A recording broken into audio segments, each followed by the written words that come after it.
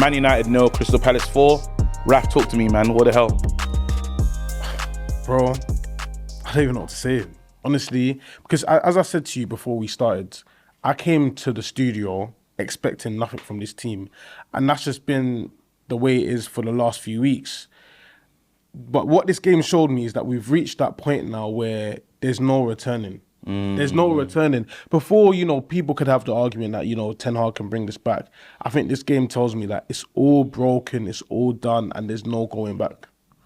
No going back. You've been saying for a while that Man United have been bad, but have we got worse now? Yeah, definitely. Today was a new low. And yes, we can talk about the injuries. We can say we didn't have our best player in Bruno.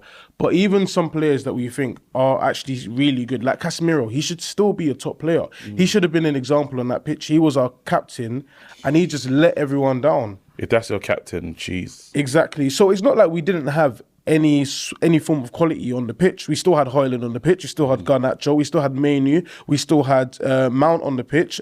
And I thought Mainu looked completely off it today. We're running out of scapegoats. Yeah. We scapegoated Rashford. We scapegoated Bruno. Onana. Yeah. Where are we at now? Are we at the Casemiro door now? Well, we're at his door. I think we've been at his door for a few weeks already, actually, maybe since the start of the season. But what I think everyone is realising more and more now is that this is on everyone at the club. It's the players and the manager not good enough. Not good enough. It's all just broken, which means we need to start again, go in a brand new direction. And yes, it's a lot of change to happen in one summer, but to me, it's worth it. It's worth it because you're saying right now, is there any players that can survive the cull? Really, when you think about big changes, you're saying you need to make wholesale changes. Yeah, of course, it's unrealistic for me to expect there to be more than maybe 6 players leaving in one summer, 6, 7 players.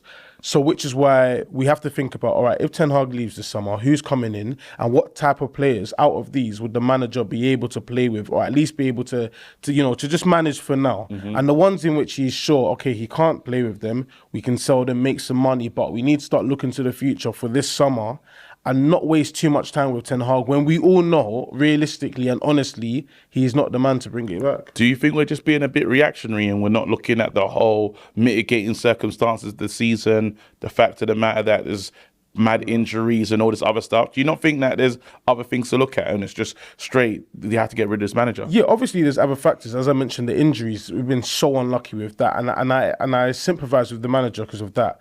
However, this is not just about today's game. This has been for weeks. Even when we were winning games, we still weren't playing well. So what is going on? Even when he had the players available, they still weren't playing well. So it's not just today. It's a build-up of things. And as I said, I think we've reached this sort of point on a roller coaster, for example, you're going up like that, but it's a bad roller coaster, and now you can't go back. Yeah. Now it's just gonna fall. We're just gonna fall now, and it's so bad. It's all just completely broken, and it reminds me of the time when Ole had that game against Watford away, and we lost 4-1. Yeah, a lot like it. And it just felt like the players weren't playing for the manager anymore. You could see them going off the pitch, whispering. We don't know where they're talking about the manager or the setup or other players, but they don't. It doesn't seem like there's a connection in the club anymore. I think was that the game that he really lost the players. You reckon that was it? Well, that was his last game. But that game was like the clear image for us to see that, right, there's no going back for Ole now. You might as well get rid of him now. And I thought saying for Ten Hag though, do you reckon this is the game where it was like the players all doing whispering under there? Yeah. Today is the game where it's clear for everyone to see that it's done for him and for them, and that there's no connection between the players and the manager anymore. When you've lost 4-0, clap the fans and walk off the pitch humbly. Don't be doing this and telling each other secrets or, dissing the manager or dissing other players on camera. You can see that the camera's right in front of you. So that tells me that they don't care. They don't care. And they're not playing for the manager. You can see that they don't care on the pitch as well. Self-preservation settings now is kicking in. A lot of players, their selfishness will kick in and look after themselves. Yeah. Where do we go from here, man?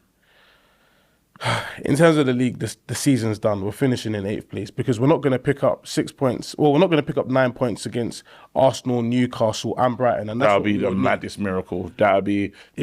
Oh my goodness, I don't know what that. I think we'll be lucky to pick up 3 points in those 3 games. Honestly, it's no over exaggeration to think that we might not be able to pick up another win, or we probably won't be able to pick up another win.